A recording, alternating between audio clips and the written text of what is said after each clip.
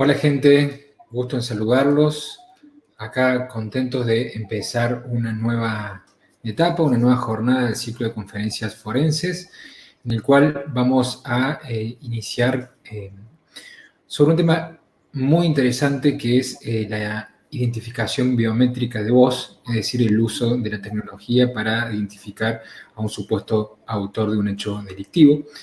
Nos va a acompañar una muy gran profesional experta de la Policía Federal Argentina, encargada del Departamento de Acústica Forense, con muchísima experiencia y experticia en el tema, así que va a ser por demás interesante. Bueno, ahí mientras se van uniendo, ya vemos que estamos cerca de las 1000 personas conectadas en este momento.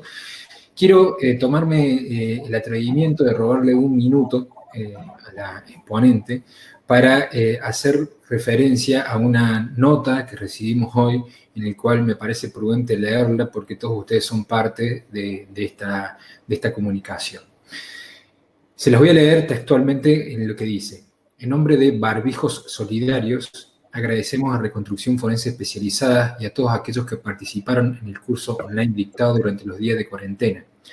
Una significativa parte del dinero recaudado por las inscripciones a dicho curso han sido destinadas a este proyecto solidario. Recibimos 16.500 pesos, lo que nos permitió comprar 1.600 metros de elástico y 50 metros de tela acrosel para hacer 2.000 barbijos reutilizables. Estos serán donados a hospitales y centros de salud de Córdoba y otros lugares. Nuevamente agradecemos este gesto que nos permite y nos incentiva a continuar con esta acción solidaria. Así que bueno, estamos realmente contentos porque, tal como nosotros lo dijimos en este ciclo de conferencias forenses, cumplimos lo acordado, fuimos charlando con distintos asistentes para ver a dónde podíamos hacer esa donación, lo pudimos hacer, se pudo llevar adelante, así que estamos agradecidos de su participación de cada uno de ustedes. Así que, sin más, empezamos ya con la charla. Juliana Castro, gusto en saludarte. Quiero saber si tenés audio, si nos podés escuchar. Hola, acá estoy. Buenas tardes a todos. Hola. Cada uno en su lugar.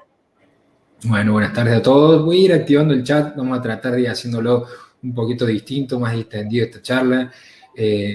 Juliana es, bueno, la conocemos desde hace un tiempo ya, desde Neuquén, cuando nos estuvimos en contacto hace un par de años en un congreso. Además de ser una gran profesional, es una gran persona.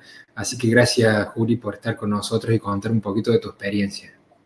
No, gracias a vos por la posibilidad de poder interactuar y de compartir todos estos saberes que nos reúnen a todos en un mismo sentir, que es tratar de esclarecer los hechos y hacer justicia, ¿no? Dentro de lo que nos toca a cada uno, esa siempre es mi motivación, tratar de apoyar que la justicia tenga la herramienta dentro de mi campo para poder lograr dar un orden a un hecho y, bueno, y generar así un buen fallo, ¿verdad? Exactamente. Juli, antes de empezar me gustaría hacerte dos preguntitas como para que los chicos te vayan conociendo. ¿Hace cuánto que se está utilizando esta técnica de identificación biométrica por voz en Argentina? En Argentina desde el año 1998. Empezamos, Policía Federal comenzó, la siguió Gendarmería Nacional, después sobre la marcha lo que fuimos haciendo es ir modificando los programas, porque bueno, obviamente hubo un salto tecnológico muy importante, pasando de la comunicación analógica a la digital, eso generó la adecuación de los software, pero la tarea fue siempre, al menos dentro de lo que es el campo de trabajo jurídico, siempre fue de manera consecutiva, ¿sí? Y bueno, estoy desde el día 1, digamos. Está perfecto. He visto todo el proceso evolutivo. Bueno, ahora igual no te quiero interrumpir más, empecemos con la charla porque seguramente vas a contar sobre los software que se trabajan, sobre su experticia, cómo trabajan para otras ciudades, qué está pasando en Latinoamérica. Son todas preguntas que seguramente vamos a ir formulando. ¿Cuáles son las limitaciones, los alcances del trabajo de identificación biométrica? Estamos todos muy impacientes por conocer este trabajo, así que cuando quieras podemos compartir pantalla e iniciar. Bien, bueno, entonces comparto. Chicos, mientras va compartiendo, quiero comentarles de que aquellos que ingresaron por primera vez van a tener la posibilidad de solicitar el diploma certificado avalado por Reconstrucción Forense Especializada y Universidad Hartman de México, con código de verificación internacional que le va a permitir ilustrar y mostrarlo en cualquier institución pública. Así que al final van a tener la posibilidad de acceder al mismo. Así que, ahí vamos viendo. Todo lo practicado, ahí vamos, ahí se ve. Se ve perfecto. Solo compartí ahora tu PowerPoint. Bien. Ahí está. Listo. Bueno, cuando vos digas, empiezo. Todo tuyo la clase. ¿Todo bien? Bueno, la intención de este encuentro es poder compartir con ustedes la experiencia que durante tantos años hemos recabado, pero más que nada lo que me interesa recalcar es cómo ha tenido en el transcurso de todo este tiempo una revalorización del peso de la prueba acústica al momento de una determinación de condena. Por eso la charla va a estar circunscrita a 3 casos puntuales, en donde realmente generó un salto cuántico en cuanto a la calificación o la valoración en Argentina del peso acústico. Hasta ahora, durante tantos años, hemos sido un aporte o un elemento de prueba más, o un elemento de prueba que cerraba un paquete de causas, y de un tiempo a esta parte se ha generado todo un proceso, digamos, de transformación en el concepto jurídico de lo que es hacer validar la prueba para identificar a una persona biométricamente, ¿sí? Entonces, para aquellos que no conocen la disciplina o que se están aproximando de hace poquito tiempo, les voy a explicar que la biometría por voz, tomada como una evidencia acústica, es posible gracias a que durante todos estos años, a ver, yo estoy desde el año 98 trabajando, pero esta historia de la identificación nace en los años 60 al público y comenzó en el 45 en la Segunda Guerra Mundial. Así que no estamos en una disciplina que nace producto de que aparece un software, sino que vino con un proceso evolutivo muy interesante y que a su vez le da sustento. Pero que te interrumpa, si puedes poner ocultar, viste que ahí aparece un cartelito que dice ocultar, hace clic en ocultar. Ahí, sí, ahí que está. No tape justo eso que la gente está. Perfecto. No, entonces, como les planteaba, la biometría por voz, a ver, nosotros conocemos un concepto de biometrías estáticas como son las que están ligadas al aspecto anatómico del cuerpo, la huella dactilar, el iris del ojo, la huella plantar. La primer biometría que sale de lo estático vinculado al anatómico suma 2 aspectos del cuerpo humano, que es lo anatómico y lo fisiológico, o sea, lo anatómico puesto en acción. Porque la voz es un hecho dinámico que marca un comportamiento conductual, como lo puede ser la marcha, la dinámica del teclado, la firma, ¿sí? Pero ¿qué pasa? A la fecha, a hoy, la estandarización de esto para poder armar patrones y bases de datos lo tenemos en la voz. Entonces, este persaltum técnico permitió darle a la voz un recurso o un alcance conceptualizado como biométrico, porque se puede hacer base de datos, se puede consultar, y un hecho muy importante, que la voz, si bien es un hecho dinámico constantemente, marca nuestras emociones, expresa lo que estamos queriendo o lo que no estamos queriendo decir desde el punto de vista entonativo, tímbrico, lo anatómico y lo fisiológico perdura en el tiempo a partir del proceso madurativo de la voz. Una huella dactilar nace con nosotros y si excepto alguna circunstancia externa, que también le puede pasar a la voz, digamos, importante o determinante, la huella dactilar se mantiene igual. La voz no. La voz sufre un proceso madurativo, pero después de ese proceso madurativo que termina con la adolescencia, mantiene una etapa estable, ¿sí? ¿Se ve, Federico, el mouse si lo muevo? ¿La flechita del cursor se ve cuando estoy moviéndolo? Eso no lo sé. Bien, entonces, ¿a qué iba yo? Que la voz tiene un proceso de estabilidad. En ese proceso de estabilidad es lo que permitiría que podamos sostenerla como una herramienta biométrica de uso en cualquier momento ¿Y por qué hago esta salvedad? Porque hoy tenemos muchos papers dando vueltas de todos colores y formas en todos los idiomas y con todas las investigaciones en poblaciones pequeñas y a veces un poquito más numéricas, pero no representativas, a favor y en contra de la estabilidad de la voz. Pero ¿por qué podemos decir que sí es estable? Porque los mismos desarrolladores del software lo han investigado en sus propias voces y en estándar y en paquetes de voces durante años para ver cuánto se modifican o cuánto perduran. Y en esto hacemos una diferenciación importante. Producto de tener tantos años en el trabajo permite también hacer grandes backups y un proceso de estudio evolutivo sobre esta maduración, que es importante saber porque nos pueden preguntar, bueno, pero la voz cambia. Sí, puede cambiar el timbre en cierto aspecto, puede cambiar cierta dinámica del habla si uno cambia de idioma, pero hay patrones anatómicos que no se modifican. ¿Y por qué no se modifican? Porque no están en una zona de modificación voluntaria. Es decir, todo nuestro aparato fonador podemos dividirlo en dos grandes zonas. El inicio del mismo en la zona de las cuerdas vocales, que se abren y se cierran para generar voz cuando tenemos la intención de habla, y toda la zona que tiene que ver con digamos, la zona articulatoria de la palabra. Pero a su vez, la resonancia que generan los patrones biométricos de voz, esenciales, específicos, llamados formantes, los esenciales biométricos se generan como dentro de la caja de resonancia que tiene que ver con la parte, digamos, no articulatoria del habla, o sea, todo lo que es de piso de nariz hacia arriba. ¿Esto qué genera? Los formantes. Los formantes nos permiten a nosotros poder medir en determinados instantes determinados sonidos y repetir esta medición tantas veces como sea necesaria para obtener valores de estos formantes, ¿sí? Y de esta manera poder comparar un sujeto con otro o contra sí mismo si es una autenticación o contra una base de datos.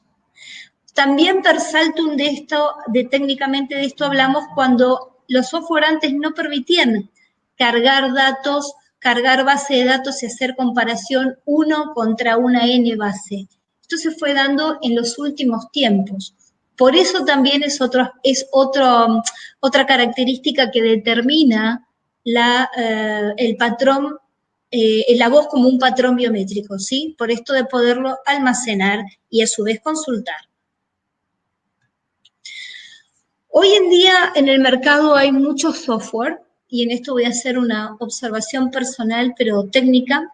Hay software que tienen que ver con aspectos solamente de consulta automática, ¿sí? Es decir, uno pone un archivo separado, la voz separada con determinado tiempo de habla, y esas respuestas, a esa consulta se da una respuesta de carácter automático. El automatismo, como toda respuesta automática, así como lo hace el AFIS, tira candidatos, da una opinión aproximativa sobre la posibilidad de certeza o no de la participación de una voz en un archivo, o sea, darle una identidad, pero yo hago una salvedad. Estas respuestas automáticas englobadas en lo que conocemos como LR, que es una valoración de probabilidad estadística, hay que saberla manejar, utilizarla sí, pero tener mucho cuidado con la utilidad y con la determinación de los valores que da. Por el software mismo, no. Por el algoritmo matemático que lo analiza, no. No sería tan determinante en ese aspecto, sino por la calidad de la señal telefónica o del archivo de audio con el que se graba, que, así como hoy tenemos multiplataformas y tenemos una gran variedad de sistemas de transmisión de comunicación, nos corremos un rato del 3G, pasamos al 4G, usamos WhatsApp y cualquier otra plataforma, son sistemas compresivos de señal. ¿Por qué? Porque con un poco de ancho de banda, el mensaje de frecuencia, el mensaje se entiende perfectamente. Entonces, yo soy partidaria a mi experiencia, sí de tener un software automático, inclusive solo, ¿no? Que responda solamente de manera automática y determine la participación de una persona o no, o aproxime valores de posibilidades o no, pero también soy partidaria de tener un software que permita tener una respuesta de orden manual. ¿Qué significa manualizar una respuesta? Significa poder analizar el espectrograma de voz de banda ancha, ver los formantes, ver la evolución temporal de esos formantes en toda la señal y discriminar bien la calidad de esos formantes en su calidad biométrica para análisis. Por eso considero que un software que tenga la posibilidad de trabajar de las dos maneras, tanto sea manual como automática, en este momento es lo que le permite al perito tener la tranquilidad de trabajar con rigor científico, de hacer un trabajo sensato, de tener resultados aceptables y tener la seguridad y de la certeza de su respuesta para después exponerla en un juicio oral. Nosotros en Argentina estamos empezando a transitar los juicios orales, la exposición de las pericias en los juicios por jurado, que es una experiencia nueva para nosotros. Ya no testificamos sobre las pericias, sino que las vamos a exponer, a explicar y por lo tanto someternos a una situación de debate, de repregunta, de cuestionamiento sobre los procedimientos internos de la pericia, como también puede ser por las conclusiones. Entonces, ante esta nueva situación es importante que el perito pueda estar seguro de las respuestas y que si se quiere repetir 100 veces el mismo trabajo de modo de contralor o de contrapericia, tenga la certeza que los resultados van a ser exactamente los mismos, siempre que pase por los momentos de comparación manual para poder mostrar los puntos de comparación, sobre todo en las zonas de la alta frecuencia. Entonces, cuando hablamos de software que trabajan de manera automática solamente y que dan respuestas de altas probabilidades en conceptos de LR, permítanme hacer una salvedad sobre algunas respuestas. Lo que desde mi humilde opinión he podido ver los programas de orden automático pueden dar porcentajes de aproximación. Ahora, pensemos en una situación como esta. Si un programa automático dijera que la persona es un 73,5% de probabilidad que haya participado en esa conversación, si nos ponemos un minuto a pensar en el juez, diría, bueno, el 73% no está lejos del 50% y tampoco está lejos del 100%, no está cerca del 50% y tampoco está cerca del 100%. ¿Cómo puede valorar una prueba con solamente una aproximación porcentual? Por eso, lo habitual, en este caso, nosotros no damos porcentualidades. ¿Podemos expresar los valores que dice el automático? Sí. ¿Los ponemos en la evidencia del informe pericial? Sí. Pero a la hora de determinar las conclusiones, no damos porcentualidades en cuanto a las respuestas. ¿Por qué? Porque eso genera justamente este tipo de planteos, ¿sí? Entonces, de ahí está la experticia y la tranquilidad y la habilidad del perito para poder ir sumando las distintas instancias de un proceso pericial de voz que tiene obviamente todo un ordenamiento. Nosotros hace poco empezamos a armar un protocolo de actuación que va desde la cadena de custodia hasta los distintos pasos por los que sí hay que pasar en un proceso pericial de voz para que de alguna manera demos homogeneidad al trabajo pericial y vayamos estando en sintonía con lo que se está haciendo en el resto del mundo. Por eso hago esta salvedad con respecto a las respuestas de orden automático como procesos de valoración al momento de una conclusión pericial, ¿no? Ahora bien, que ahí te interrumpa, me sí. parece que es un tema que da mucho para hablar, no te quiero sacar mucho tiempo, pero el tema esto de las conclusiones automáticas, me gustaría saber hace cuánto que se está haciendo o desde el momento que empezó la biometría por voz empezó Claro, al momento en que los software empiezan a tener una modalidad sola de respuesta, como es la de orden automático, a través de un algoritmo matemático que da una respuesta en valoraciones de LR, que son valoraciones de probabilidad estadística, empiezan a tener, digamos, este tipo de respuesta, porque dicen, el software da esto, algunos aspectos orales coinciden o son orientativos también al mismo criterio, pero volvemos a lo mismo, no hay una respuesta de orden. A ver, la determinación categórica de la respuesta la da el perito, sí, perfecto. En base a una respuesta automática que da un porcentual que puede estar lejos del 100%, ¿cómo se puede ser categórico? La interpretación está haciendo el perito, por más que el software dé esa conclusión estadística. Sí. Entonces, Claro, el software no va a ser la fundamentación. No, pero sí es necesario poder demostrar, cuando hablamos de algo categórico, hablamos de sin dudas. Entonces, ¿cuál es el porcentaje en términos numéricos o estadísticos que para un perito no es de duda? ¿Un 70, un 80, un 60?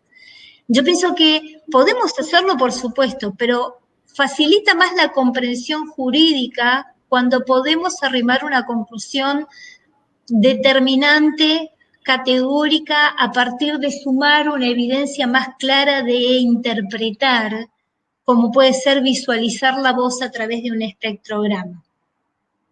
Esa es mi opinión desde la experticia. Por supuesto, seguramente va a haber otras personas que tengan otras experiencias. Nosotros siempre hemos trabajado con formantes, porque para nosotros los formantes muestran el tracto vocal, o sea, grafican la anatomía y la fisiología constitutiva de esa voz. Entonces, para nosotros es importante poderlo mostrar y argumentar. No sé si contesté tu pregunta. Igual sigamos cualquier cosa, a lo mejor al final lo retomamos con las preguntas de los asistentes. Por supuesto. Entonces, yendo un punto para atrás, y en función de que cada vez tenemos más plataformas digitales que transmiten voz, con distintos formatos, algunos más compresivos, otros no, que la comunicación telefónica en donde no hay redes 4G todavía se hace a 3G, y de acuerdo a la cantidad, posición y colocación y distribución de las antenas pueden tener mayor o menor calidad, obliga a los archivos de voz a someterlos a un proceso previo, antes de pericia, de determinación de calidad. Entonces, ¿cómo determinamos la calidad de voz? La única forma de poder determinar si tiene calidad de voz con finalidad biométrica, por más que se entienda el audio, por más que sea inteligible de punta a punta, es poder ver ciertos aspectos de la información de voz. En la imagen celeste superior, ustedes van a ver una imagen a la derecha y otra a la izquierda. Cuando hablamos de la izquierda, estamos hablando del contorno de energía de la voz, en donde la relación del ruido con respecto a la voz tiene que estar por arriba de 10 decibeles. Eso hoy lo indican técnicamente los softwares sin ninguna dificultad. A mí me gusta además verlo. En el lado derecho vemos que la voz y el ruido tienen tanta intensidad similar en decibeles uno con respecto al otro que no se puede distinguir, el software no distingue voz de ruido. Entonces, pasamos al segundo aspecto de análisis. Esto es todo previo antes de decir si el material puede ser peritado o no. Se pueden ver los formantes, se pueden distinguir su evolución temporal, o sea, este es eje tiempo, este es eje frecuencia. Se pueden distinguir las distintas vocales en su diseño, cada vocal tiene un diseño particular, o se ve todo un manchón como esto, aunque se está entendiendo perfectamente el archivo. Pues si tenemos una realidad como esta, una respuesta automática puede ser un falso positivo. Entonces es importante saber si además de la relación señal-ruido es buena, sobre todo cuando hay una diferencia mínima de 10 decibeles de diferencia entre la intensidad de voz y el ruido ambiente, es ver si los formantes están visibles. Y un punto más, que es el contorno de pitch. ¿Qué es el pitch? Es el promedio de frecuencias del habla. Ahora, el pitch representa la fuente de voz. Si la fuente de voz no es buena, o sea, si el punto de partida de la voz que está mostrando ese archivo de audio no es bueno y su contorno es irregular en el tiempo, pues si el piso no está, no hay donde sostener la estructura de los formantes. Entonces, la calidad, el análisis de la calidad de los archivos, por supuesto que hoy en día se hace como paso esencial, es un paso técnico que no se puede dejar de lado. Y hay que considerarlo para evitar errores de interpretación de los valores, de las posiciones de los formantes, si se trabaja de manera manual, y mucho más si se trabaja con sistemas solamente de orden automático. Ahora, un software que tiene los dos mecanismos para trabajar, ¿son buenos? Claro que son buenos, porque nos ayudan a hacer, si hay una voz comparada con varias en el pedido pericial, ¿es importante hacer un descarte rápido? Sí. ¿Siempre tiene que haber un oído experto que vaya acompañando estas respuestas? Sí. ¿Y un oído experto qué significa? Ser un oído fonoaudiológico. Nosotros en Argentina la fonoaudiología está vinculada a varias áreas que tienen que ver con la voz, la audición y el lenguaje, pero en lo que es la parte de voz nos ocupamos de toda la terapéutica vocal. Entonces estamos acostumbrados a oír voces en buen estado, que sufren procesos de deterioro, que se recuperan producto de tratamientos. Entonces el oído del fonoaudiólogo que se dedica a la voz tiene condición para poder analizar aspectos sutiles de la voz. Entonces, ¿por qué hago esta salvedad? Porque hay otros lugares donde la fonoaudiología tal vez no forma parte de este trabajo y se trabaja más con ingenieros, con sonido, con lingüistas, ¿sí? Que no está mal, pero nuestra experiencia tiene que ver con este campo.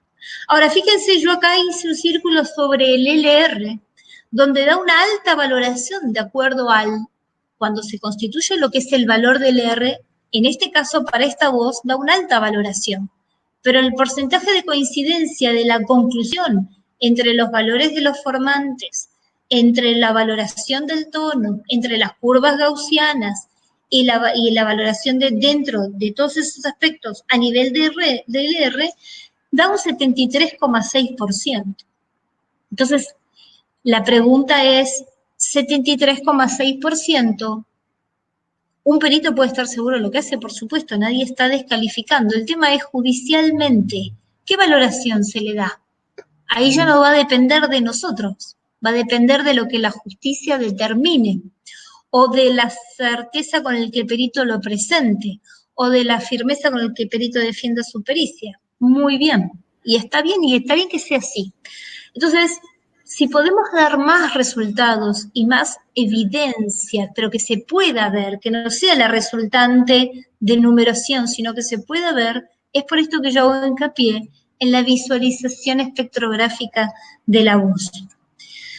También otro aspecto es que también los comparadores automáticos dan una respuesta automática a nivel de formantes. ¿Qué significa esto?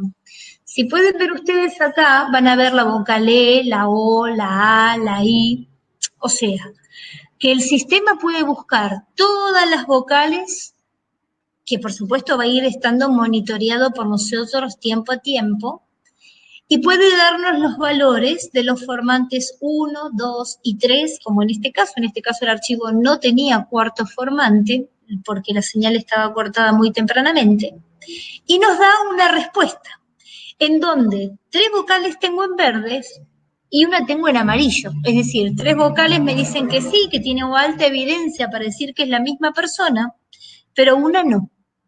Bien, entonces, vuelvo al planteo. Una no. Esta una no, ¿podremos lograrla, digamos, poner en claridad, mostrarla desde el punto de vista manual que también concuerda? Que para el automático necesitaba más muestras, pero que desde el punto de vista manual la podemos confirmar. Y sí, lo podemos hacer si el software permitiera los dos mecanismos de trabajo. Entonces, si vamos a hacer el recorrido hasta acá, tenemos un análisis técnico previo para ver si los formantes están, los terceros, los cuartos si llega a ver, fundamentales, tiene que estar el 1, el formante 2, pero si está el 3, pues si está el 1 y el 2, no tenemos información biométrica suficiente para determinar identidad. Entonces, tiene que estar el formante 1, 2 y 3 mínimamente. Los 3 tienen que ser coincidentes.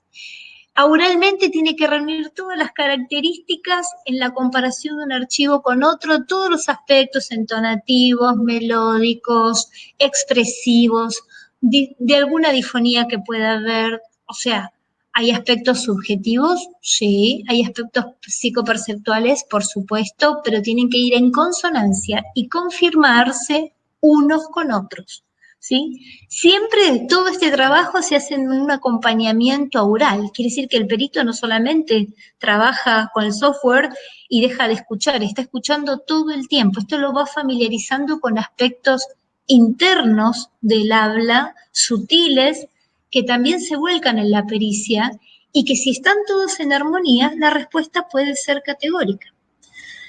Entonces, ¿por qué hago esta observación? Porque esto nos va a permitir, a través de este tipo de imagen, esto yo lo llamo una estación de trabajo, ¿no es cierto? Donde podemos ver los formantes de un archivo comparados con el otro archivo en la misma vocal y buscar instantes fonatorios de apertura y cierre de cuerda vocal que muestran la valoración de los formantes.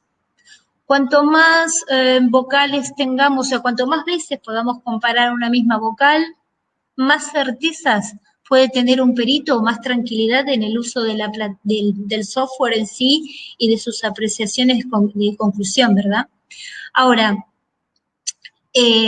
podemos decir que toda esta batería de herramientas dan la posibilidad, sobre todo, de hacer lo que hemos tenido en este último tiempo, que es un salto cuántico y calificativo de el valor de la pericia como elemento de prueba.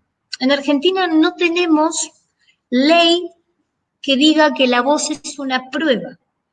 ¿Por qué? Porque obviamente todo esto es muy nuevo. Se han intentado hacer proyectos de ley para hacerlo como una extensión biométrica asociada a la huella dactilar, al registro facial. Por determinadas circunstancias eso fue quedando, digamos, postergado por otras cuestiones, pero no la tenemos. Entonces el valor probatorio se lo termina dando el jurado, el tribunal que está sometiendo a prueba esto. Entonces, ¿qué pasa si la única prueba para determinar la participación en un delito llega a ser un audio? Un audio, varios audios, me refiero a que la voz, o sea, no hay arma, no hay sangre, no hay huella, hay voz. Bueno, hemos tenido varios ejemplos en Argentina de haber usado de manera condenatoria ejemplar la prueba de voz como un elemento de determinación a condena, y eso es lo que les voy a contar en 3 casos puntuales, después de darles un poco el panorama de cómo trabajamos, tanto en Policía Federal como en Gendarmería, porque estamos compartiendo el mismo tipo de software. Digamos, a partir de mostrarles esta experiencia, mi intención ahora es hablarles de esta situación, pero ya aplicado a un aspecto jurídico. Acá simplemente les ilustro cómo se presentan las pruebas. Cada una de estas líneas de colores es una vocal de un instante determinado, de una palabra determinada, en un tiempo determinado del archivo, que se escribe, se detalla en la voz para que cualquier perito pueda repetir la pericia en los mismos instantes y observar las mismas conclusiones. Ahora, si nosotros vemos acá, hay una distancia entre estos picos y estos otros. Esto es la variabilidad intrahablante. Esto no es una huella dactilar que los puntos coinciden superponiendo imágenes con otras, porque la voz, al ser dinámica, no se puede repetir 2 veces el mismo término teniendo exactamente los mismos patrones formánticos, justamente por el dinamismo, porque tiene que ver con una cuestión articulatoria, respiratoria, entonativa, de energía de voz. Pero sí, esa variabilidad intrahablante tiene que permanecer en un margen que va entre el 7 y el 5% de variabilidad frecuencial en cada uno de las formantes. Esto es lo que caracteriza, o sea, esta movilidad es permitida intrahablante, con lo cual entre dos sujetos tienen que tener una diferencia en cada uno de los formantes comparados más del 5%. Si no lo tienen, estamos hablando que un archivo y en el otro forma parte de la misma voz, es decir, comparten la misma voz en dos archivos. Esto es como se presenta judicialmente cuando se hace un informe pericial, de manera tal de que podamos explicar, porque en un juicio por jurado, aunque no querramos, va a haber que explicar muchas veces de manera muy simple cómo se interpretan estos gráficos, ¿sí? Cómo puede un jurado entender que los picos azules y rojos que ustedes están viendo, que no coinciden exactamente uno arriba del otro, es la misma persona. Hay que empezar a pensar en un relato descriptivo simple, sencillo, directo, para que esto pueda ser interpretado por lo que va a ser el tribunal, que va a determinar si a la prueba le es fiable o no, si le da certeza o no, si le da tranquilidad o no.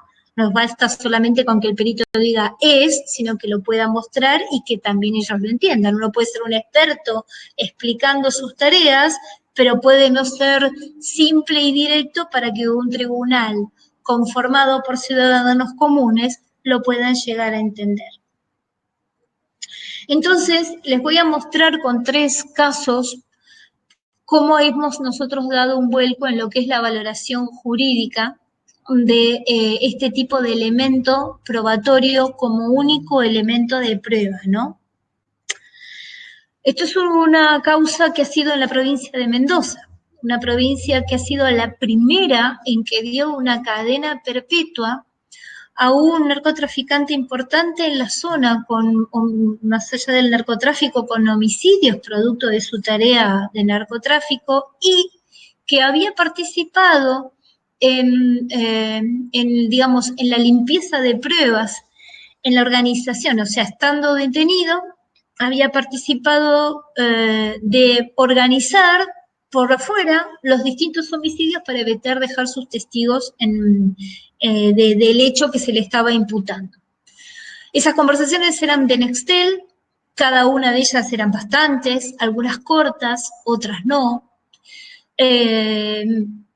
Fueron analizadas cada una para poder determinar si servían o no. De ellas fue sustraído un cuerpo de elementos. Bueno, la pregunta era, ¿con qué comparábamos? En ese momento, ¿qué había como material indubitado? Y había entrevistas en cuando él lo trasladaban desde la unidad penitenciaria de alta complejidad al tribunal, como era un hombre conocido, en Mendoza lo esperaban los medios y le hacían preguntas. Ruido ambiente, voces superpuestas, superposición de peritos haciendo preguntas, ese material no servía para trabajo.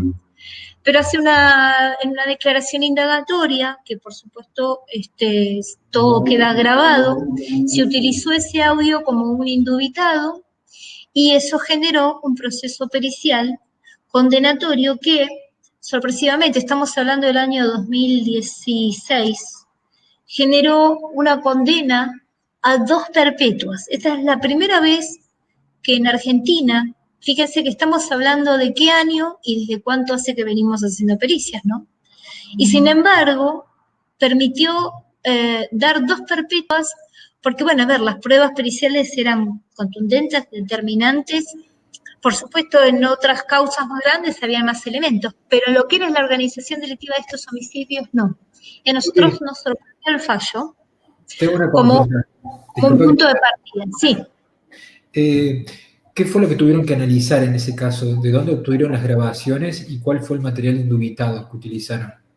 El material indubitado fue la declaración testimonial que él da al momento de ser indagado, que estaba grabado en sala de audiencia con muy buena calidad, Y los materiales cuestionados eran las conversaciones de los teléfonos que, como se venían investigando este homicidio, se habían hecho intervenciones telefónicas y habían surgido comunicaciones de radio vía Nextel en aquel momento, y todo ese material se transformó en un solo cuestionado para poderlo después comparar con ese indagatorio. Ese fue, la esencia o el corazón del trabajo pericial.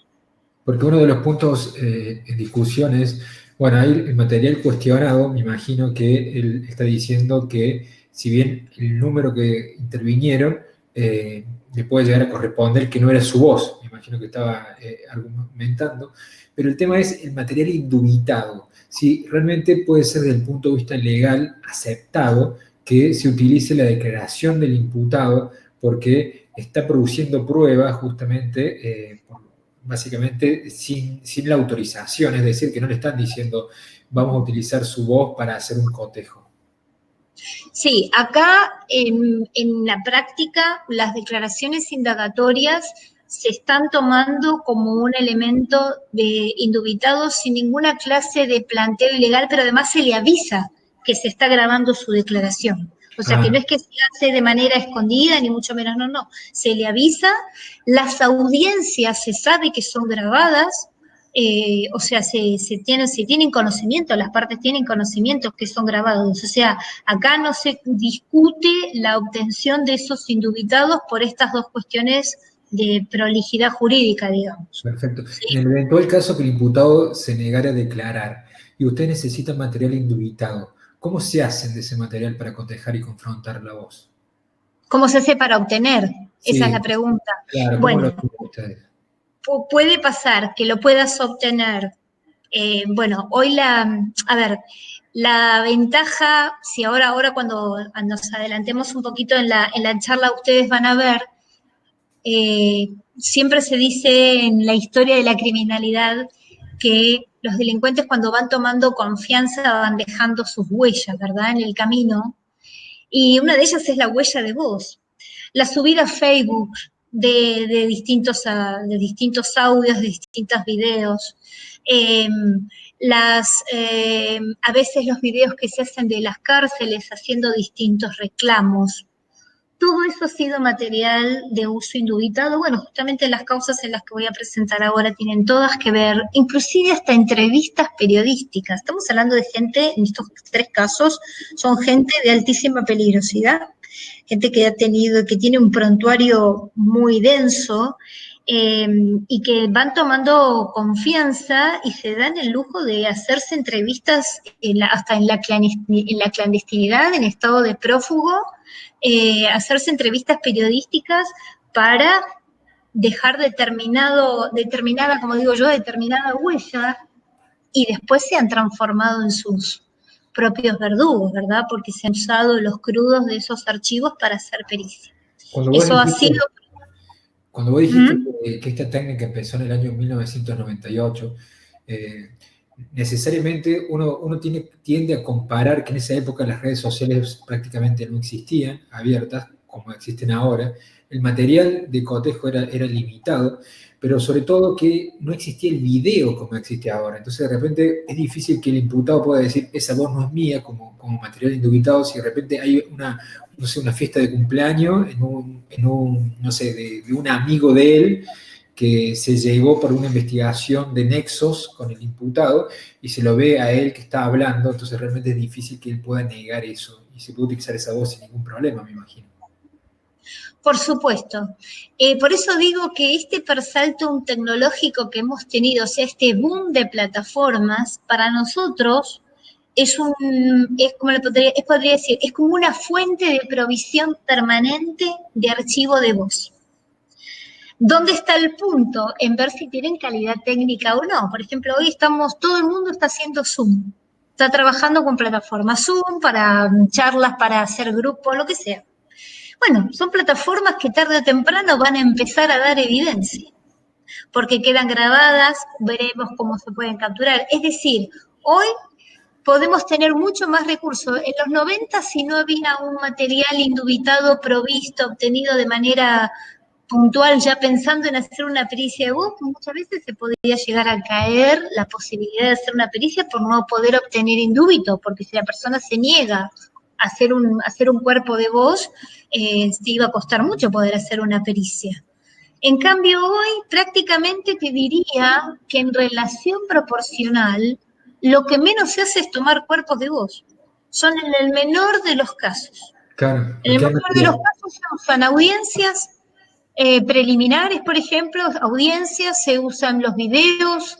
Entonces, claro, hoy el trabajo pericial de voz se ha incrementado mucho porque hay mucho de dónde sacar indubito, porque cuestionados siempre van a haber charlas, siempre van a haber grabaciones telefónicas, eso siempre se va a dar. El tema es el indubito. Sin embargo, hoy está tan a la mano como puede haber una intervención telefónica. Exactamente. Seguimos, hay muchas preguntas interesantes de los asistentes, pero lo vamos a hacer al final, así podemos avanzar un poquito, ¿sí? Bien. Bueno, para los que no son de Argentina, yo voy a ir un segundito, voy a comentar un poco este caso. Este caso es muy puntual porque este caso ha marcado un hito, ha marcado una ciudad como una ciudad caliente, caliente en el punto de vista de mucho narcotráfico, mucho homicidio entre bandas, ajustes de cuentas entre bandas, y esto ha generado una especie de liderazgos. Estos liderazgos de narcotráfico tienen esta particularidad, que a mi humilde modo de ver, van dejando esta impronta de impunidad, que tarde o temprano termina siendo una herramienta de trabajo para nosotros.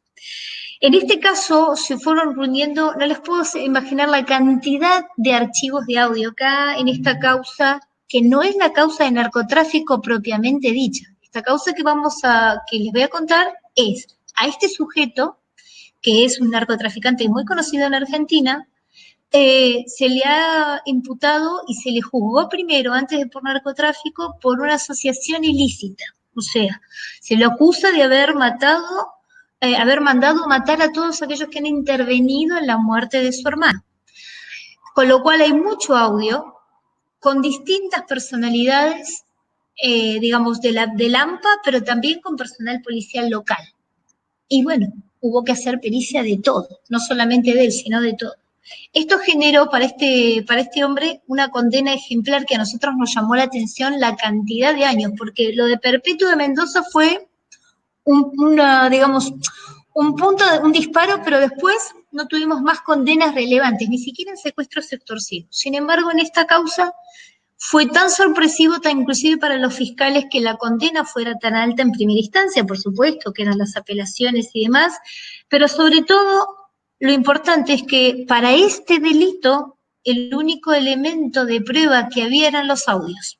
Esto que generó que los fiscales trabajaran a la par con nosotros, archivo por archivo analizado, seleccionando cuáles archivos con cada uno de los integrantes con los que él se iba conectando para ir organizando todos estos homicidios, porque había que peritarlos a todos, no solamente a este sujeto. Así que, pero ¿qué pasa? Había un indubito muy interesante y esto se dividió en dos etapas. En la primera etapa había una entrevista que este hombre que vemos a la izquierda, camuflado, con bigotes, gorra, barba y anteojos oscuros, daba por televisión a un programa en Argentina muy conocido que hace entrevistas. Entonces, desde la clandestinidad, estando prófugo. Y fue un material indubitado, pero al momento de llegar al juicio oral, la pericia, por supuesto, ustedes van a escuchar la voz, tiene una característica muy particular, su timbre nasal, con todo un montón de otros componentes. Pero lo interesante de esto es que en el pleno juicio oral, el planteo era, bueno, muy bien, pero la cara no se la ve. Usted tiene la certeza, como perito, usted tiene la certeza que ese encañón puesto a la vista de todo el tribunal, del perito, de los jueces y fiscales, con el imputado delante, usted tiene la certeza que esa voz, que esa cara que está ahí, que ese sujeto que está ahí hablando, y que se autonomina así, ¿es él? Obviamente que no, porque estaba todo camuflado. Bien. Entonces, pero lo que sí se pudo determinar, que esos archivos de audio y ese video tenían a la misma persona, pero faltaba ponerle nombre y apellido. ¿Qué pasó después? Ahora lo vamos a ver.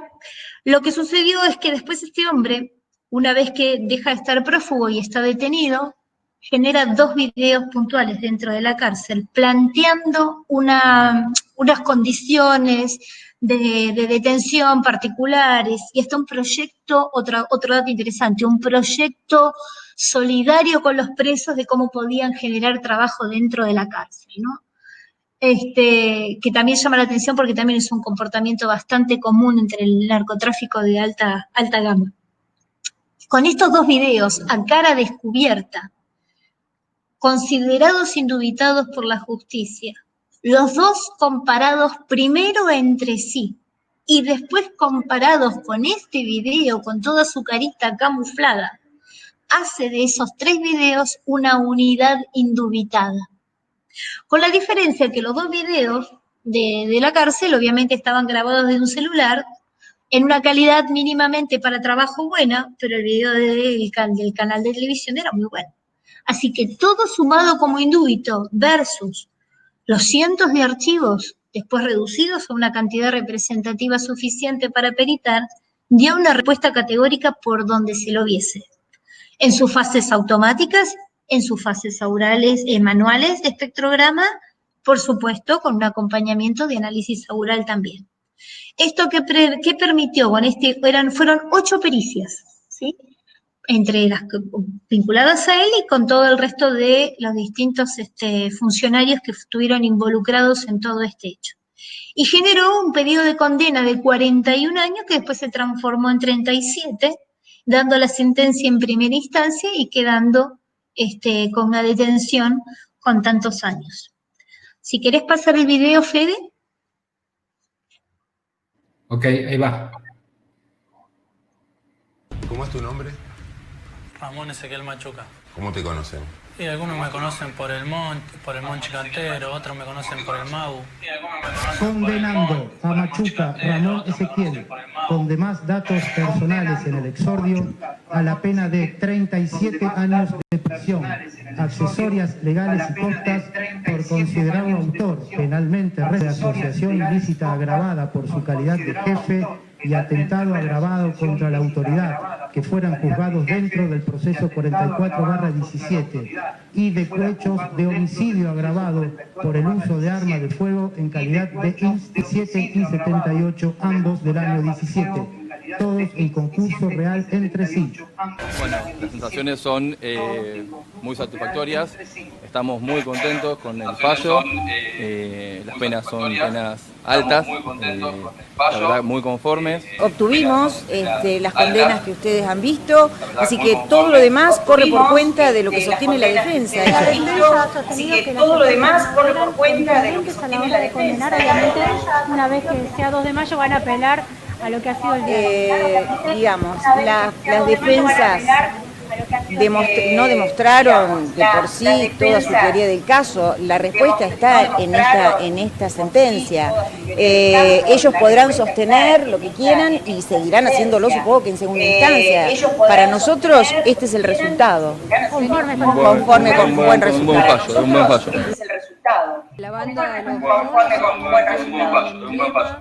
de muerte, de intento de tomar territorios, de sicarios, de todo aquello que nosotros veíamos como lo que no queremos para nuestro país: narcotráfico, sicarios, muertes, homicidios, luchas. Bueno, hoy esta condena de 37 años al jefe de la banda de los monos y a todos los integrantes, incluidos policías provinciales, 9, es realmente importantísimo. Son 19 condenados, una banda entera, y finalmente logramos la condena más importante en la historia del narcotráfico de la Argentina.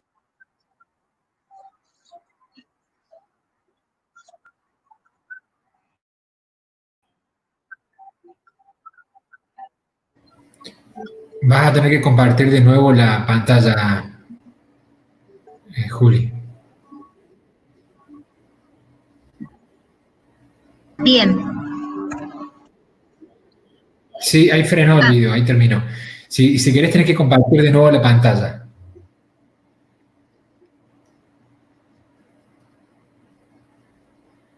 Se dejó de compartir la pantalla.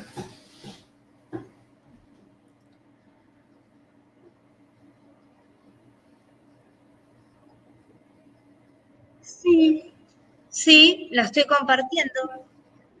A ver, espérate un Bueno, poquito. no se está viendo en este momento. Otra vez comparto la pantalla, Sí. decís vos. Espera, Por favor. a ver qué pasa. Ahí termina. Sí, espera que ahí ya vamos, así vamos con el último. Okay. Se dejó de compartir. En aquel momento, para la ministra, se pudiese, a ver ahí.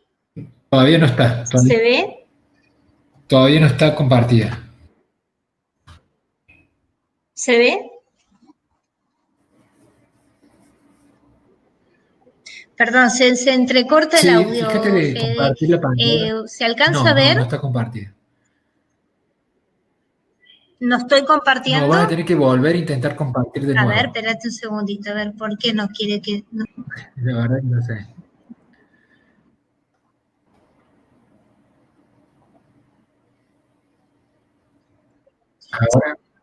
Ahora parece que sí va. Ahí se ve.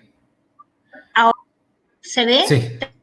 Sí. Perfecto, voy a ocultar acá entonces. Bien.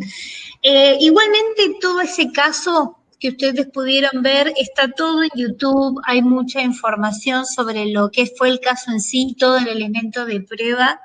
Y así que lo que estoy compartiendo son cosas que se pueden acceder sin dificultad para poder aclarar un poco más. Sí que quede claro que para esa causa no había otro elemento de prueba, él estaba, digamos, detenido, pero las conversaciones hechas con antelación a través del Nextel y estos videos fueron determinantes para decidir su situación procesal.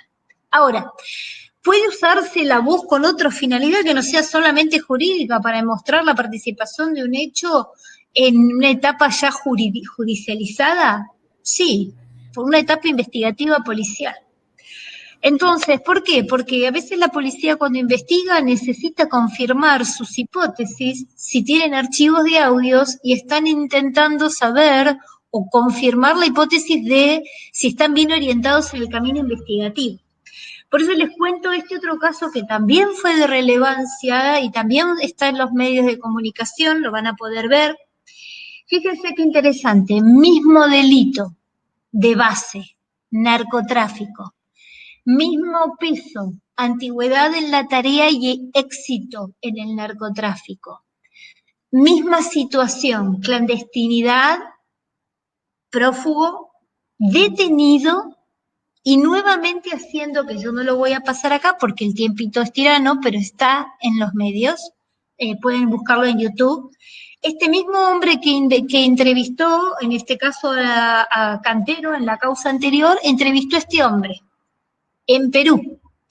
Un hombre que por los 90 había sido uno de los capos del manejo del narcotráfico en una zona urbana llamada para nosotros en Argentina la Villa 31. En ese momento, el jefe de policía, en aquella etapa el jefe de policía actual, no este de ahora, sino el anterior, que hemos tenido, formaba parte de toda esa tarea investigativa de drogas. Y sabía que la sección existía ya él como jefe de policía.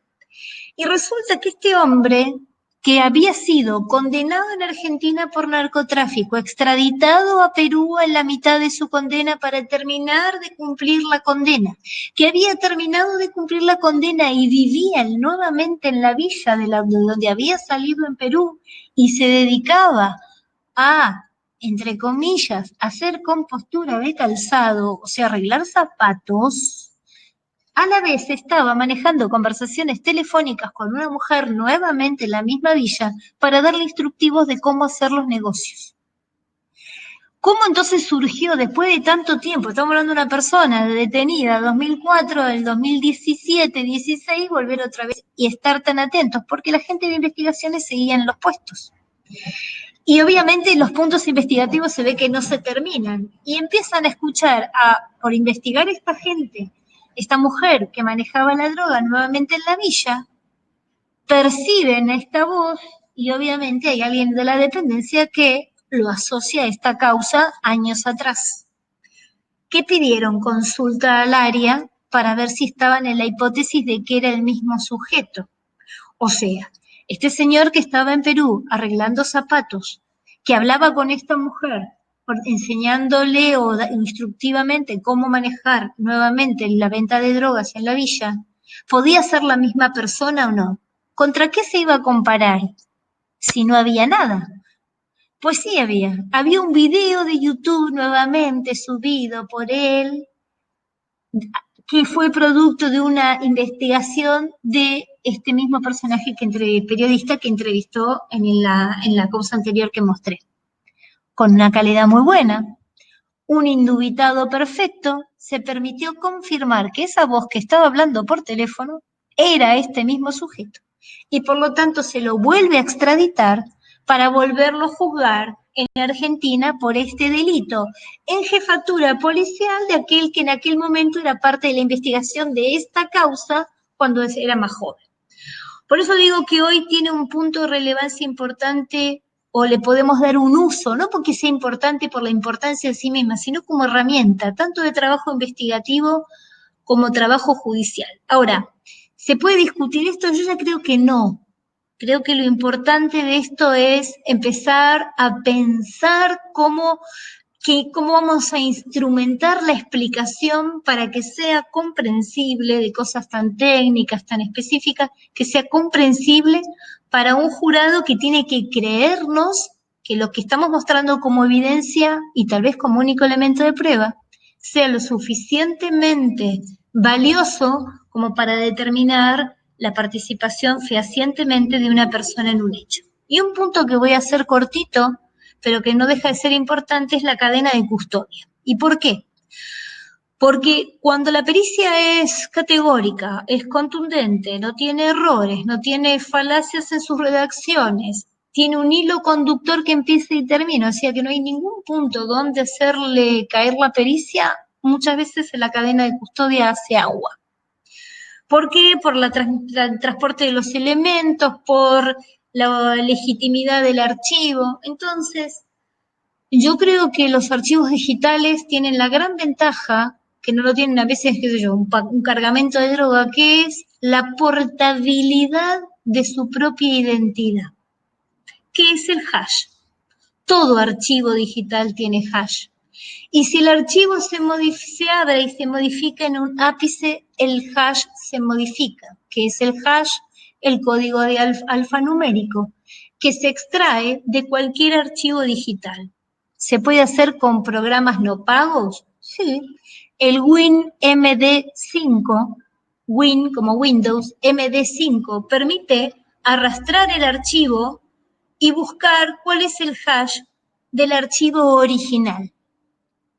¿Por qué es importante? Porque el archivo original va a tener la originalidad del audio con el que se trabajó, sea una intervención telefónica, sea un video extraído de alguna red.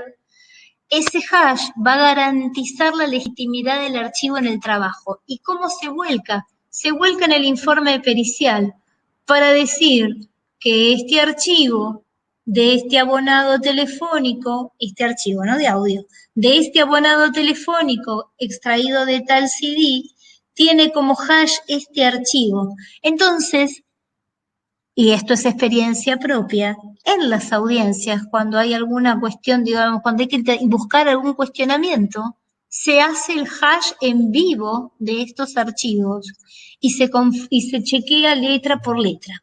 En este juicio de este personaje de narcotráfico que mostré anteriormente, no el peruano, sino el argentino, se cuestionó el planteo de los hash, porque la defensa no entendía cómo se extraían.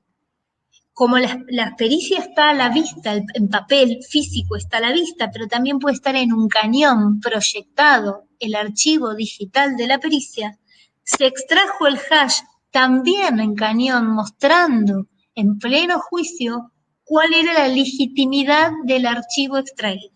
Y de esa manera, al confirmar que es el mismo valor alfanumérico de la pericia, no quedó lugar a dudas de que ese archivo tenía la cadena de custodia garantizada, más allá de la transportabilidad del elemento, como llega, a dónde va. Estamos hablando de lo que es el archivo en sí mismo, ¿verdad? Así que, buen software, criterio de trabajo, conocimiento previo, manejo del hash, cuidado de la cadena de custodia y un buen trabajo minucioso y detallado sobre todos los audios a cotejar, no tiene por qué no permitir, si toda la calidad del material lo permite y es suficiente, no tiene por qué no permitir ser categóricos en la determinación de la participación o no de una persona. Eso es en cuanto al cuestionado. En cuanto al indubitado, cuando se va a obtener un material indubitado, nosotros hemos pasado por varias experiencias, desde el 98 que tomamos cuerpo de voz.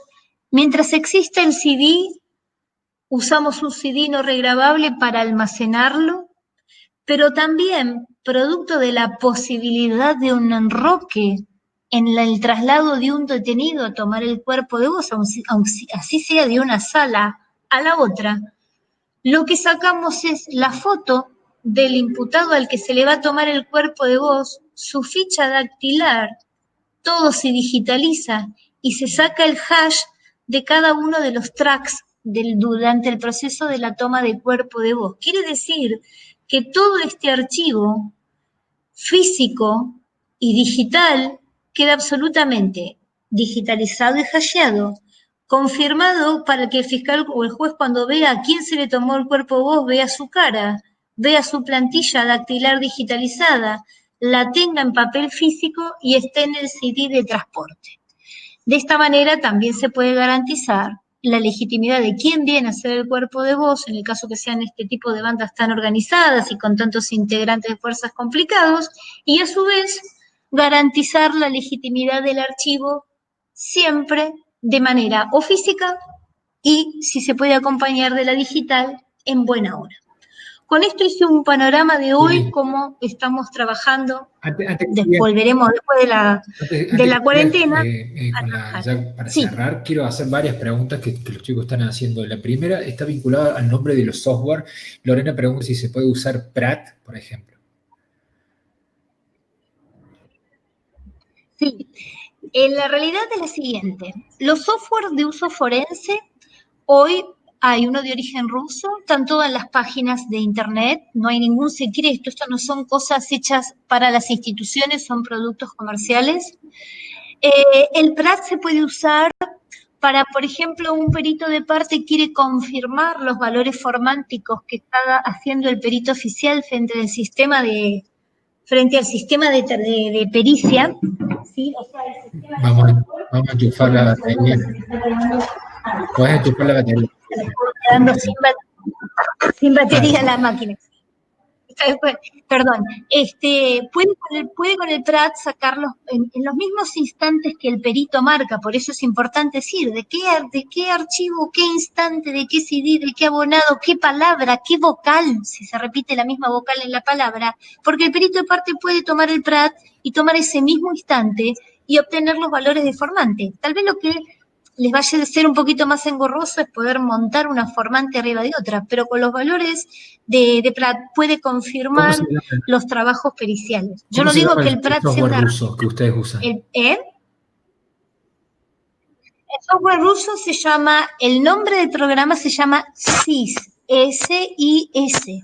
La versión que hoy está en plataforma para la adquisición es la versión 2, que tiene un sistema muy bueno que se llama el Voice Grid, G-R-I-D, que es un buscador automático y después pueden usar, tal cual como ustedes vieron en las imágenes, el comparador de formantes automático, el comparador global de varios valores a la vez y la comparación manual. Primero, ¿te ha tocado trabajo con peritos de control? Sí. Los peritos de control trabajan exactamente a la par nuestra. O sea, a ver, la operatividad del software la hace el perito oficial. Primero porque no se puede... ¿Puede ser perito de control? El perito... Sí, totalmente. Totalmente. Está dentro de sus competencias porque ellos tienen injerencias en las biometrías humanas. Además, cuando van viendo cómo el software va procesando la señal, la va comparando, van comprendiendo la dinámica, si nunca han tenido la posibilidad de ver una materia respecto a esto, porque, por ejemplo, en criminalística en Argentina es de hace 7 años que se viene dando la materia, pero antes no existía porque no tenían acceso al software de práctica.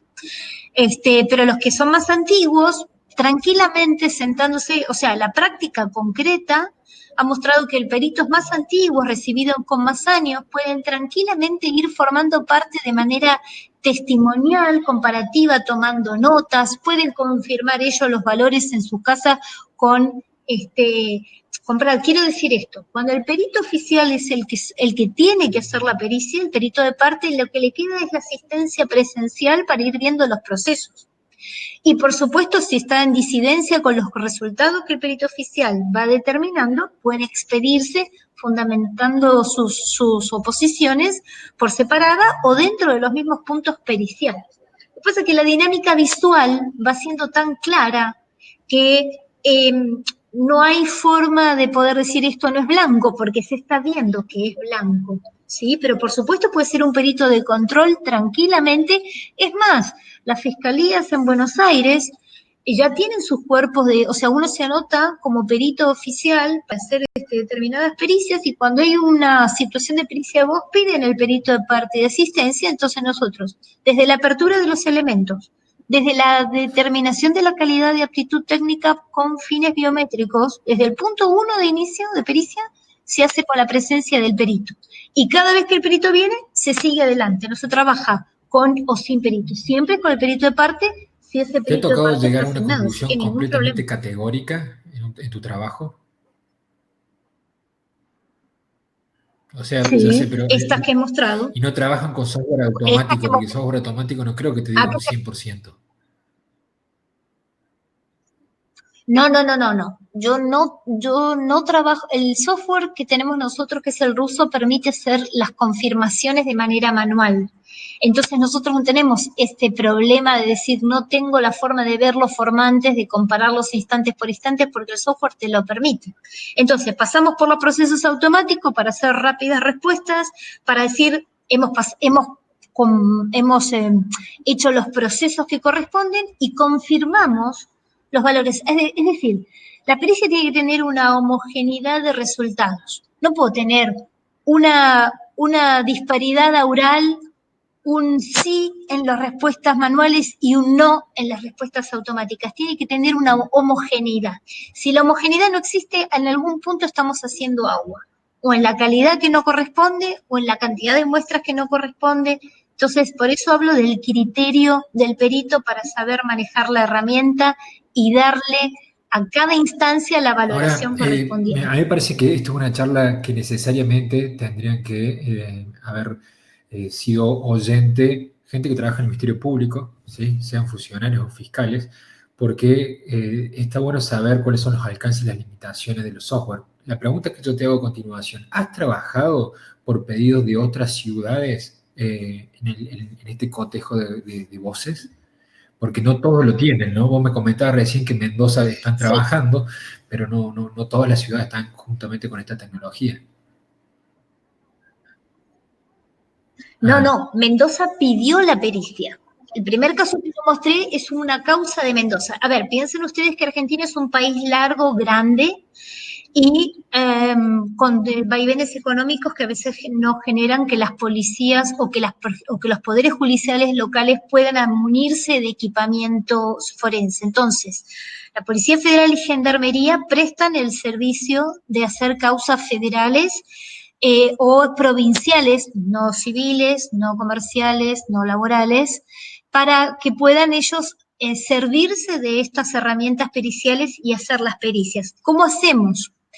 Si hay que tomar un cuerpo de voz, se toma, en este caso para Policía Federal, dentro de los gabinetes periciales, ya tienen ellos plataforma para trabajar, pueden grabar la voz con cualquier programa de canal abierto como el Audacity, grabándolo en frecuencia de muestreo 44.100, 44 kHz, 16 bits de velocidad, con un micrófono semiprofesional y un ambiente silencioso o con cierta adecuación acústica, pueden grabar cualquier cuerpo de voz en formato WAV, extensión WAV, y eso lo envían a Buenos Aires, y con la causa que ya está en Buenos Aires para peritar, habiendo hecho el chequeo de que el material cuestionado sirve, se hace la pericia. O sea, nosotros trabajamos para todo el país desde las oficinas centrales, porque es donde están las estaciones de trabajo, que son 3 en este momento. O sea, se pueden trabajar 3 pericias simultáneamente. Hay preguntas acá relacionadas a un software. ¿Qué opinión te merece que desarrolló el CONICET de Argentina, Anagraph? Sí, nosotros hemos probado el Anagraph. El Anagraph trabaja con respuesta DLR. Ellos han tenido que mejorar el algoritmo matemático, por eso pedían voces telefónicas, porque eso trabaja de esta manera, lo voy a explicar así domésticamente. Esto tiene un motor de búsqueda, pero tiene que tener una carga de voces contra qué confrontar. Eso hace el LR. Esa carga de voces, si no son telefónicas, o sea, si no son de las mismas calidades, pueden dar errores importantes.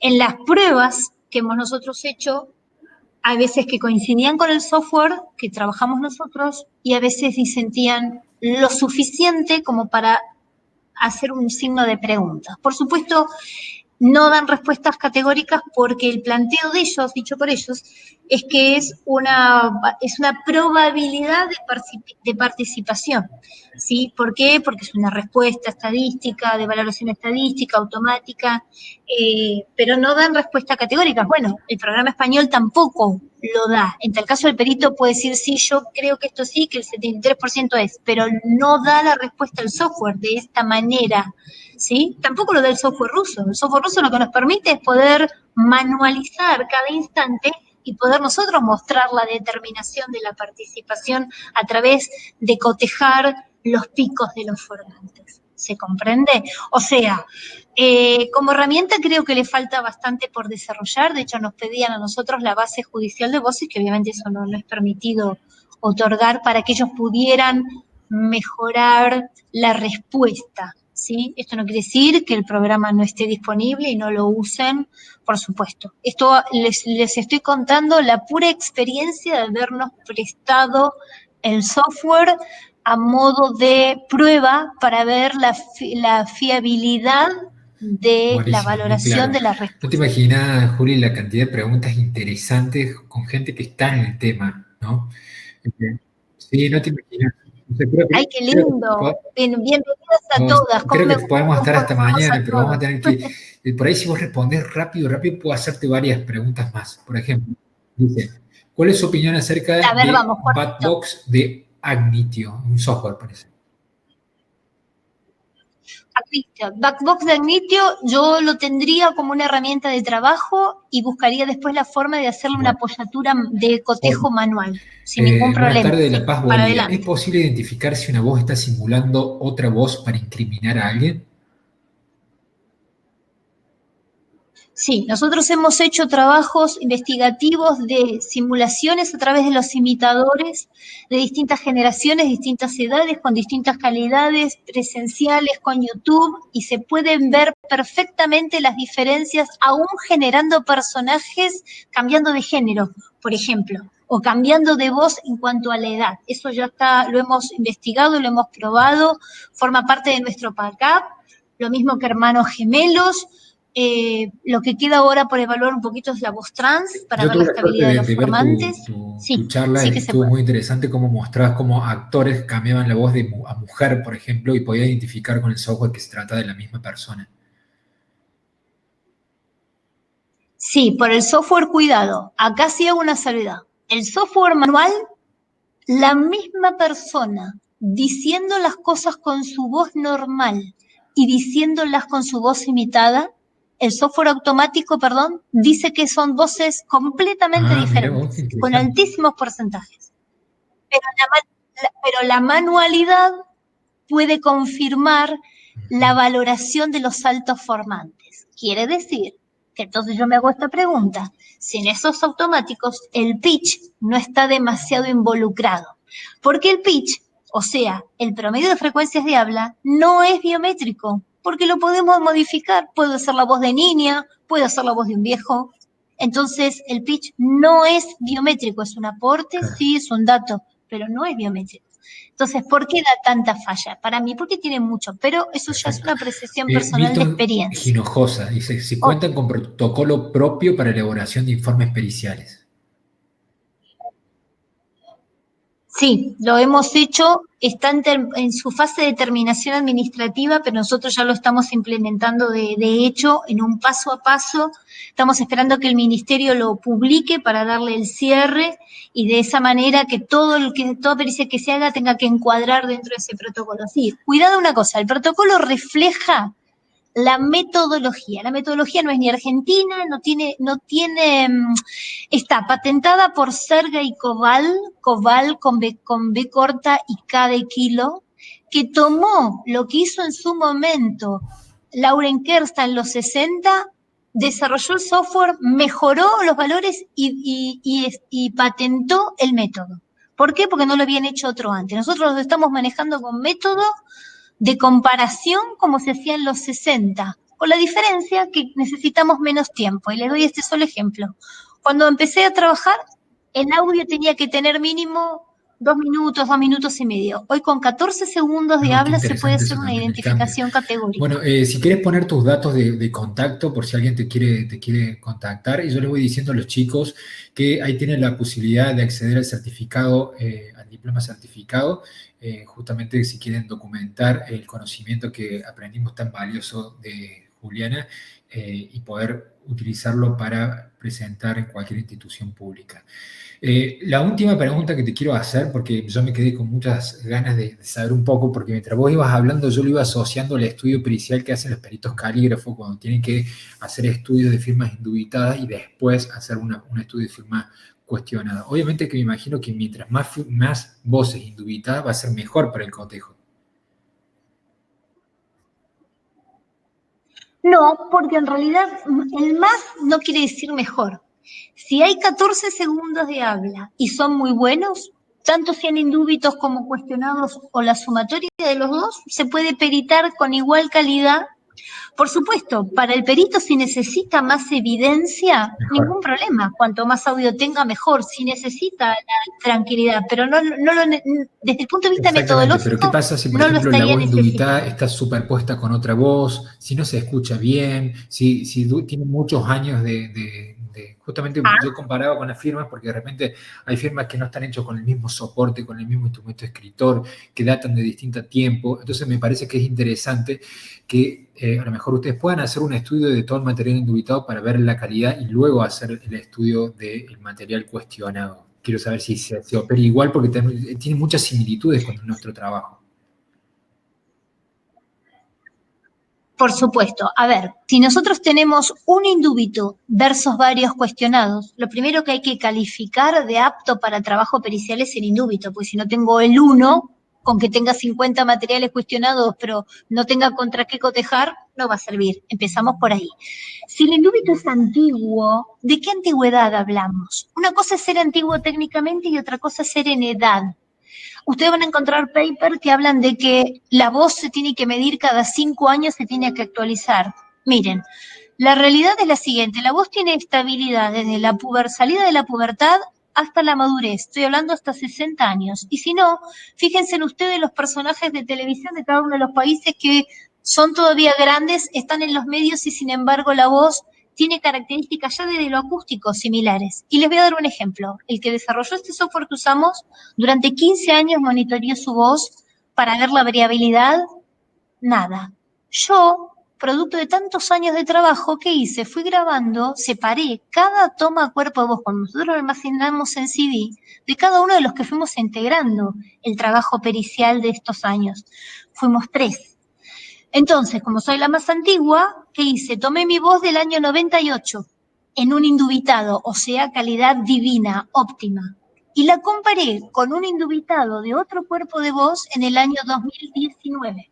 El automático dice que no soy la misma persona por el 60%. El automático de formantes me dice que casi puedo llegar a ser la misma persona. pero el cotejo de formantes no prestó, de la valoración manual de formantes no prestó ninguna dificultad. Estamos hablando año 98-18, o sea, son 20 años. Lo bueno de la digitalización es la durabilidad. Una cinta magnetofónica, si nos estuviéramos rigiendo en la tapa de los cassettes, no duraría más de 6 años para que pueda servir como elemento peritario. La digitalización no tiene tiempo.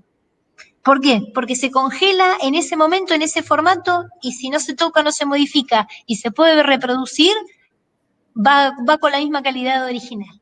Entonces, estudios longitudinales hay escritos sobre la no modificación de voz, hay estudios transversales escritos sobre la no modificación de voz en este amplio gama de años, ¿sí? Piensen ustedes, 20 y pico a casi 50 y pico de edad, y sin embargo la voz está igual. O sea, ustedes van a encontrar bibliografía que avala lo que estoy diciendo, así como la echa por tierra. Por eso hay que ir sobre el que lo practica para poder decir sí. En todos estos casos, compañeros míos que han estado menos tiempo, entonces empecé a mirar, para hacerlo corto, ¿cuándo el automático empieza a decir que yo soy yo misma, y como mis compañeros lo mismo, con una extensión de duración de 5 años?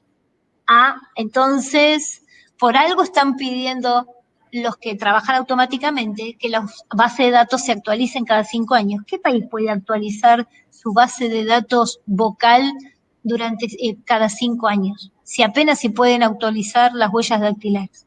Entonces, la práctica a la experiencia nuestra, buenísimo, diría que se puede usar. Bueno, muchas gracias, Juliana. La verdad que muy esclarecedora, con mucha casuística y pudimos, por suerte, hacerte muchas preguntas para sacar jugo a la charla. Te agradezco mucho, a todos los asistentes también. Ya tienen ahí el contacto. Obviamente que no podemos dar respuesta a todas las preguntas que tenemos, así que Juliana se ofrece a que si tienen alguna duda le puedan contactar por redes sociales o por correo. Y bueno, ¿quién mejor que tú, Juli, para dar cátedra sobre esta temática con la experiencia que tenés? Así que muchas gracias por aceptar esta propuesta y ser parte de este evento.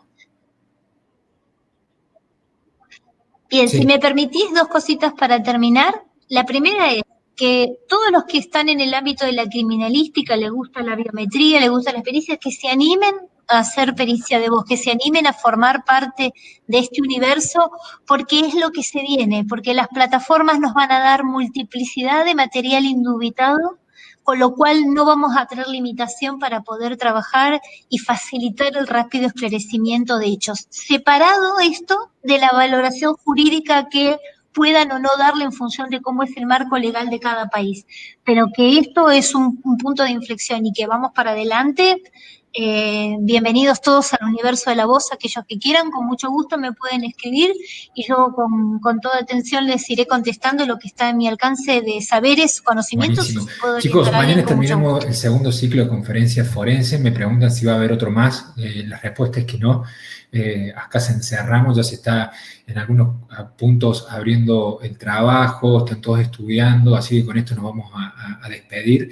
Mañana es la última jornada con Hernández Cárdenas, Alejandro, que es un médico forense mexicano, muy reconocido a nivel mundial, que le han hecho entrevistas en el New York Times, ha trabajado en distintos aspectos muy reconocidos en México, estuvo en charlas TEDx, le hicieron un documental History Channel, Discovery Channel, va a ser una charla espectacular, tan buena como la de hoy, así que los esperamos mañana para despedirnos. Gracias, Juli, nuevamente, y bueno, gracias a todos por su presencia. Al contrario, un gusto, un saludo a todos y espero que les haya sido útil o que les haya despertado la curiosidad por esta linda disciplina que abrazo hace tantos años. Un abrazo para todos.